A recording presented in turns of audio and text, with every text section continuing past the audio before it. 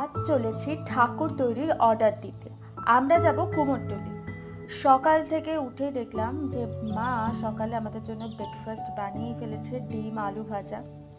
তো ডিম আলু ভাজা দিয়ে মুড়ি টুড়ি খেয়ে আমরা তারপরে একটু রেস্ট নিয়ে স্নান টান করে আবার লাঞ্চ করে আবার একটু রেস্ট নিয়ে বেরিয়ে পড়লাম কুমোরটুলির উদ্দেশ্যে। এই বিকালের দিকে ট্রেনটাও একদম ফাঁকা থাকে, যাতায়াতে বেশ সুবিধাই হবে। তাই বলে এতটা ফাঁকা ট্রেন পাবো ভাবিনি।